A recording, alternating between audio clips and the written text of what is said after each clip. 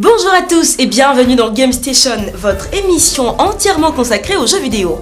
Cette semaine, nous effectuons une incursion dans l'univers très high des studios d'Electronic Arts. Petit entretien également avec le développeur de Soul Calibur et comme chaque semaine, du hard et du soft sans oublier bonus, votre pause cadeau. Mais bien avant, voici le tour d'horizon des news de la semaine, ça s'appelle Game Actu. Le meilleur de la semaine, ce qui n'a pas fallu rater, c'est pour maintenant. Et du foot virtuel pour commencer avec la sortie en mars 2012 de FIFA Street sur PlayStation 3 et Xbox 360. Conçu par les créateurs de la franchise FIFA d'Electronic Arts Sport, mais une fois récompensé et inspiré des footballeurs de rue du monde entier, FIFA Street est le meilleur jeu de football de rue jamais créé. FIFA Street est un reboot de la série, il se servira du même moteur de jeu que FIFA 12. Sid Mistra, le line producteur de ce jeu, a promis que ce serait la première véritable expérience de qualité du football de rue. Il faut le dire, FIFA Street est un jeu plein de promesses qui vous fait vivre une expérience unique et sympa, où tout, en partant de l'environnement jusqu'aux tenues, en passant par la musique, reflète la culture du football de rue. Il n'y a pas de doute, les amoureux de FIFA Street seront plus que ravis de l'apprendre. Pour cette nouvelle année, il faudra aussi compter avec Soul Calibur, le jeu de combat développé par Namco, sorti sur arcade en 98, puis sur Dreamcast en 99 à la sortie de la console. La version Dreamcast, encore plus impressionnante que la Mutu Arcade, est l'un des seuls jeux à avoir reçu la note parfaite sur IGN et sur GameSpot. Et en plus, il a bénéficié d'une autre note parfaite par Famitsu, un 40 sur 40, ce qui en fait l'un des meilleurs jeux de tous les temps. Le développement de Soul Calibur 5 est officiellement terminé. Après avoir peaufiné les derniers petits détails relatifs au titre Soul Project, est donc fier de nous annoncer la nouvelle. Mais la véritable information donnée par Namco Bandai, le créateur du jeu, c'est la sortie d'un collector de Soul Calibur 5. Également sur la liste de sortie UFC Undisputed 3. Afin de se démarquer de ses petits concurrents, UFC Undisputed 3 a décidé de jouer la carte de la rigueur en mettant en scène des combats plus agités que ceux auxquels on était habitué avec EA Sport MMC ou UFC Undisputed. Acclamé par la critique et meilleur vendeur au chapitre des sports d'arts martiaux mixtes, UFC Undisputed 3 permet aux joueurs d'entrer davantage dans l'action, notamment avec son nouveau mode Pride, une nouvelle catégorie de poids et un alignement plus complet. Janvier 2012 était la date officielle de sortie de UFC Undisputed 3. Un bref résumé du Tokyo Game Show pour terminer. Record d'affluence, la présentation de la PS Vita, informations sur la date de sortie du jeu au Japon, le nombre de jeux plus réduit qu'auparavant et l'édition très prochaine des jeux d'Electronic Arts par Sega au Japon ont été les faits marquants de cette toute dernière édition. Rappelons que le Tokyo Game Show est un salon de jeux vidéo qui s'organise tous les ans en septembre au Macquarie Messe de Chiba, non loin de Tokyo depuis 1996. Il est organisé par le Computer Entertainment Suppliers Association. Point final pour cette section de news, on se donne rendez-vous tout de suite et maintenant en coulisses pour les backstage. Electronic Arts est une société américaine créée en 1982 et dont le siège est situé à Redwood City en Californie. EA est l'un des principaux développeurs et producteurs de jeux vidéo et de consoles pour Windows tels que PlayStation 3, Xbox 360 ou la Wii. EA a longtemps occupé le siège de leader sur ce marché à coup de rachat de sociétés. Je vous l'ai annoncé dans l'introduction, aujourd'hui, petite visite guidée au sein de la structure créatrice de jeux. C'est parti. Bonjour, c'est Trey, je suis là pour vous faire un tour de EA Canada dans la région de la Colombie-Britannique, un des plus grands studios de développement de jeux vidéo, d'où sont sortis les gros titres comme FIFA, Need for Speed, Flight Night, NBA Elite, NBA Jam, Active, Skate. Des gros titres ont été développés à l'intérieur de ce building où travaillent plus de 2500 personnes. Allez, allons voir ça.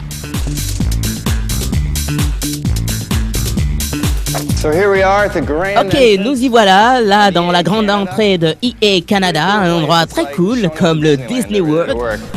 Ce mur que vous voyez là, eh bien, chaque pierre qui le compose vient du Grand Canyon. So what I like to do, blow off some steam here and there is, do a little bit of rock On climbing. peut faire de l'escalade. Hé, qu'est-ce que vous faites? Descendez de là!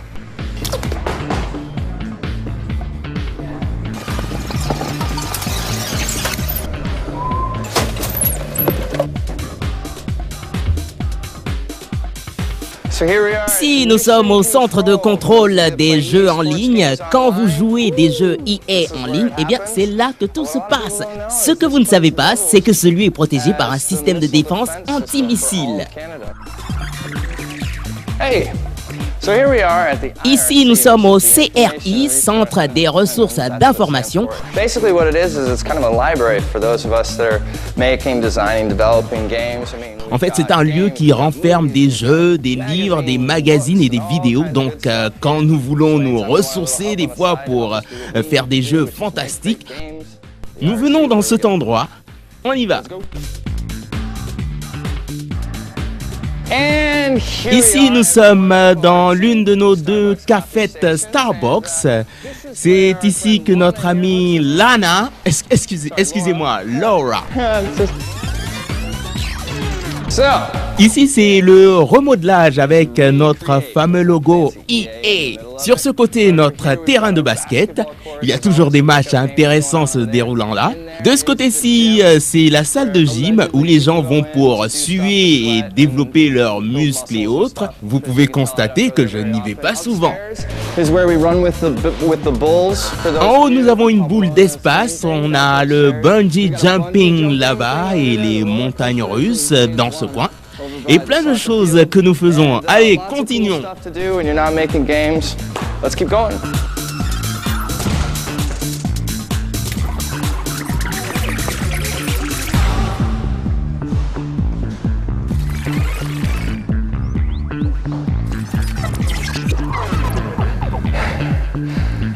Next time, we're taking the elevator. La prochaine fois, on va prendre l'ascenseur. Hein.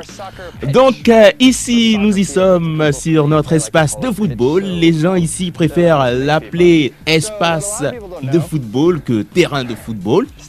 Ce que beaucoup de personnes ignorent, escalier, c'est que quand les gens ne jouent pas là-dessus, il y a un héliport qui sort du dessous. Ouais. Yeah. So that concludes our tour of our quaint little itty bitty. Voilà, on a fait un peu le tour de notre studio de développement de jeux où l'on vous fait de grands jeux. And I hope you enjoyed yourself. See you later. On se voit plus tard. Au revoir.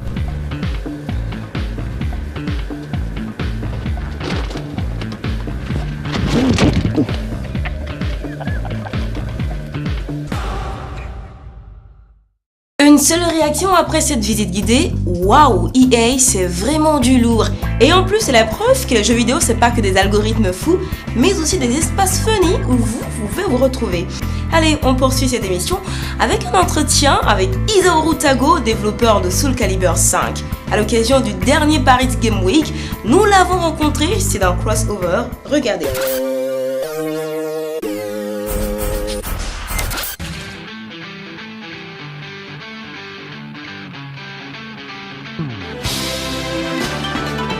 Le mois dernier se tenait la seconde édition du Paris Games Week au parc des expositions de la Porte de Versailles. Toujours organisé par le CEL, le salon permettait une nouvelle fois de découvrir les productions prévues pour les fêtes de fin d'année, mais aussi pour 2012. Parmi les éditeurs présents à l'événement, Bandai Namco Games n'était pas venu les mains vides, puisqu'une version jouable de Soul Calibur 5 était disponible sur son stand. C'est la première fois que j'ai l'occasion de venir à Paris et je sais qu'il y a une grande communauté Soul Calibur en France. Je suis impressionné par tout l'engouement qu'il y a autour de Soul Calibur 5. C'est vrai qu'il existe 3 salons majeurs consacrés aux jeux vidéo, avec l'E3, la Gamescom et le Tokyo Game Show. Mais je ne m'étais pas encore rendu compte du nombre de passionnés de tout âge qu'il y a ici. Et ça me donne encore plus envie de faire le maximum pour que Soul Calibur 5 se vende encore plus ici. Le producteur du jeu Isaoru Tago avait fait le déplacement et visiblement il ne s'attendait pas à une telle ferveur pour son jeu. Si c'est la première fois qu'il a l'occasion de travailler sur un jeu pour console, Tago-san a déjà fait ses preuves sur borne d'arcade, comme il nous l'explique. J'ai déjà eu l'occasion de travailler sur différents projets, mais c'est la première fois que je participe au développement d'un jeu destiné aux consoles de salon et donc à un public plus large.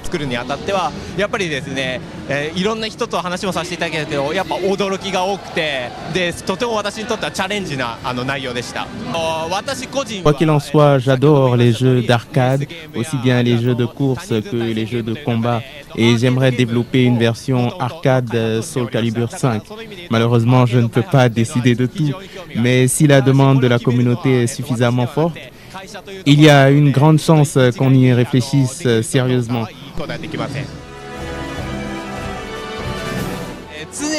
Au lieu de développer un crossover qui s'appellerait Soul Calibur X, une autre licence, je préférerais développer un jeu de combat où je pourrais intégrer le maximum de personnages issus de séries différentes et d'en faire un titre comme on n'en a encore jamais vu. Le producteur de Soul Calibur 5 a profité de son passage au Paris Games Week pour revenir sur la présence d'Ezio dans le jeu, le héros de Assassin's Creed, et parler aussi de Raphaël qui reste un personnage très prisé par les joueurs. Si nous avons choisi Ezio, c'est parce qu'il s'agit d'un personnage dont le profil colle très bien à l'univers Soul Calibur. Dans les épisodes précédents, nous avions déjà intégré les combattants bonus, mais ils ne correspondaient pas vraiment à l'esprit de la licence, ce qui explique pourquoi notre choix s'est porté sur Ezio. D'autant plus que c'est un personnage qui jouit d'une grande notoriété et se bat principalement avec des armes blanches. C'était donc le candidat parfait pour Soul Calibur.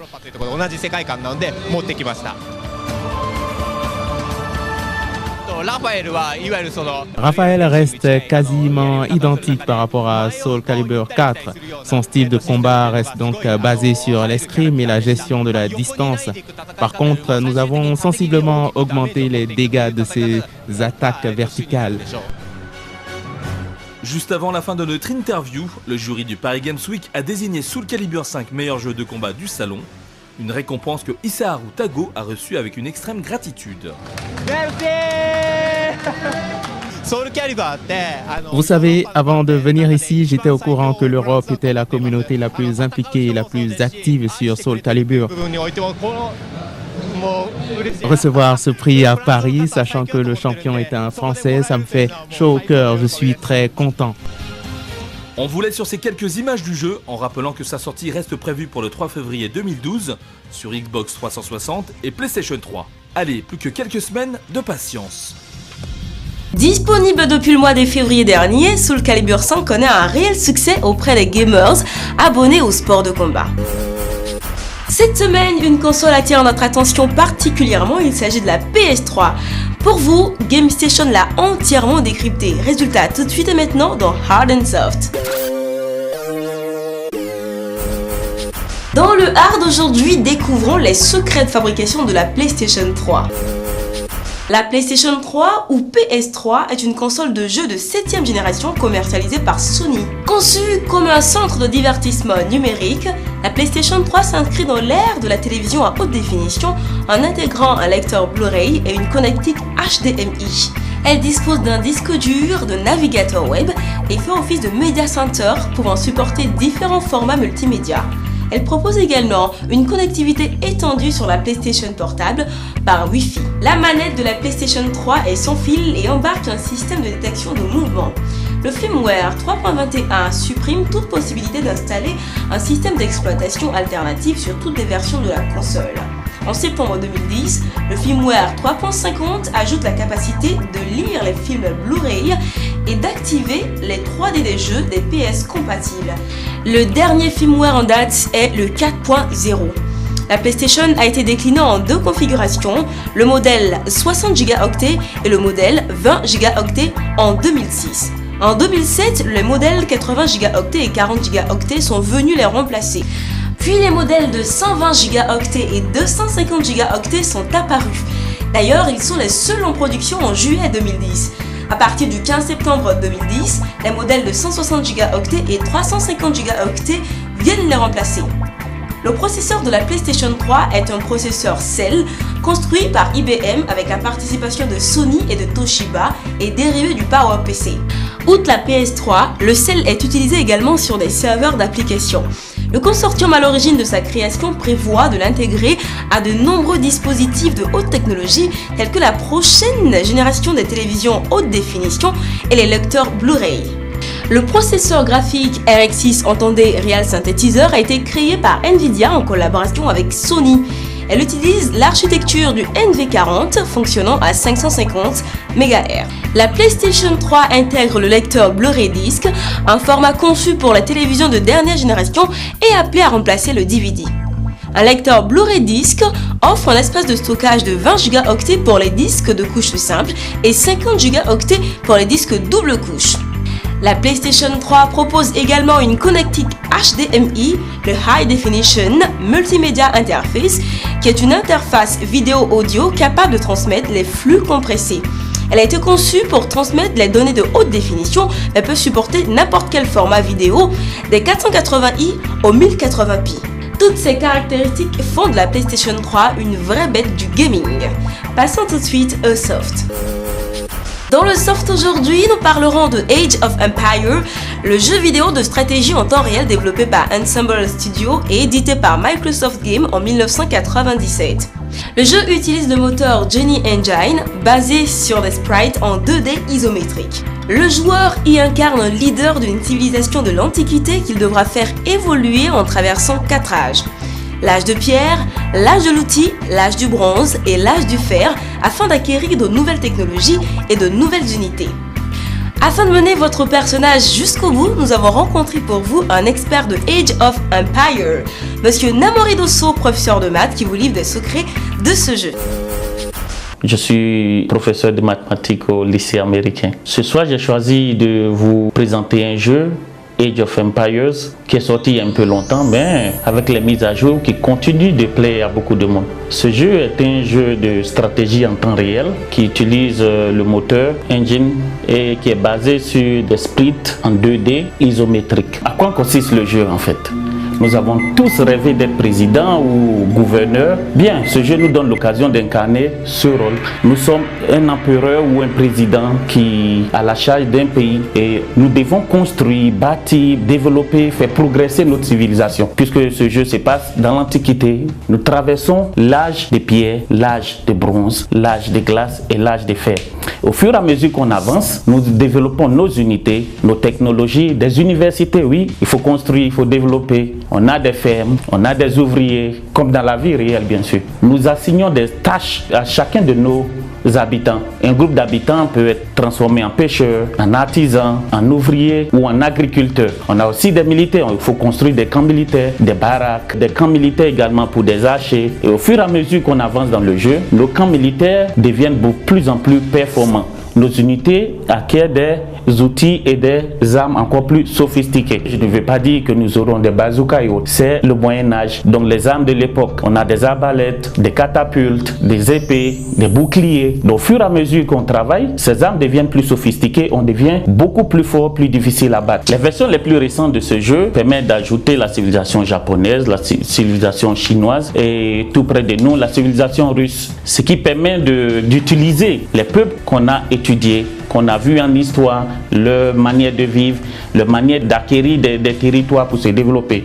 Récemment, la civilisation égyptienne a été ajoutée pour faire plaisir aux Africains. Étant africains, nous pouvons choisir l'une de nos civilisations et développer cette civilisation et évoluer dans le temps. Cela nous permet également de voir comment, dans l'ancien temps, les Égyptiens ont développé les pyramides, ont fortifié leur ville et qui a duré dans le temps. Ce jeu peut se jouer en réseau. Qu'est-ce que ça veut dire?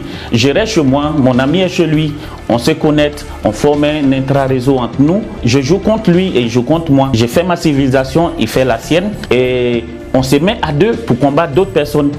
Ce qui rend le jeu encore plus intéressant. Plus on a d'amis, plus le groupe s'élargit et la civilisation devient plus forte. On crée un groupe plus fort et on défie d'autres personnes.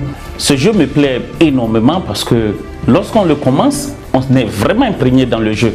Et lorsque par surprise une civilisation vous attaque, vous ressentez vraiment ce choc.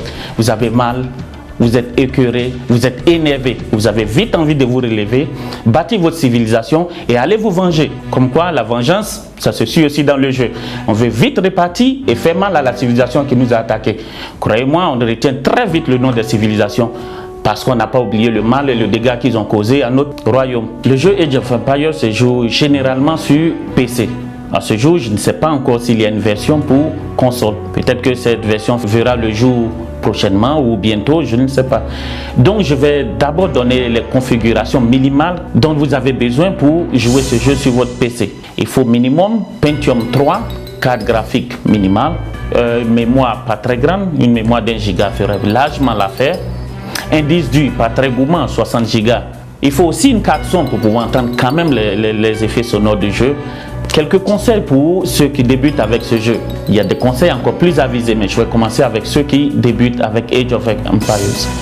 Dès que vous commencez, je vous conseillerais de fortifier votre civilisation. Parce que lorsque vous commencez, quelques minutes après, certaines civilisations vont vous attaquer. Et si votre cité n'est pas fortifiée, ils rentreront et détruiront votre centre de contrôle qui se trouve au milieu de votre cité. Lorsque votre ville sera fortifiée, vous commencerez à créer des baraques pour vos militaires. D'abord les archers, très important, parce qu'ils serviront à surveiller et à protéger la cité fortifiée. Ils se mettront sur les murs ou à côté des murs, ils pourront efficacement vous défendre. Ensuite, vous pourrez développer maintenant l'agriculture pour pouvoir nourrir toute votre population. Ensuite, construire plus de baraques pour pouvoir former des bûcherons parce que le bois est très important dans Age of Empires. Tout se fait à base de bois. Donc vous aurez besoin de beaucoup de bois, beaucoup de nourriture. Donc n'hésitez pas à mettre beaucoup d'ouvriers à la tâche pour couper du bois, pour faire des fermes, pour aller pêcher. Et ensuite, quand vous serez assez avancé, vous pourrez construire un port pour pouvoir créer des bateaux de guerre et des bateaux de pêche. Ainsi, vous pourrez jouer tranquillement pendant un certain temps avant d'être attaqué. Et lorsqu'on vous attaquera, comme je vous l'ai dit, vous êtes fortifié, vous avez créé une armée, vous pourrez valablement vous défendre. Mon souhait pour les prochaines versions serait que nous aimerions voir incorporer dans ce jeu les civilisations proches de nous, nos civilisations, nos vieilles civilisations africaines, le royaume de Béhanzin, le royaume Ashanti, le royaume Manding avec Sundiata. On serait aussi très content de diriger la civilisation Zoulou et incarner Shaka Zulu qui a beaucoup fait aussi pour l'Afrique. Très bon plaisir à vous, essayez. Si vous ne l'avez pas encore essayé, si vous l'avez délaissé, revenez, il y a de très bonnes choses encore à voir et je vous garantis que vous ne regretterez pas.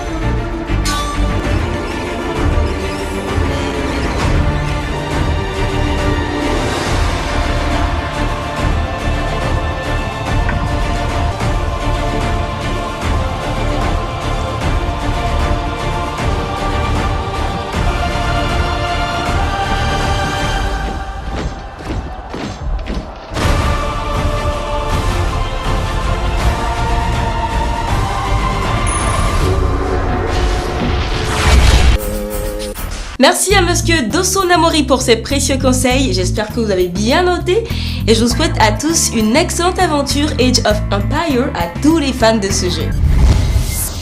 Game Station, c'est que du bonheur, mais c'est déjà terminé. Rendez-vous dans une semaine pour un nouveau numéro avec encore plus d'actualités sur vos jeux préférés. D'ici là, tous à vos manettes et go!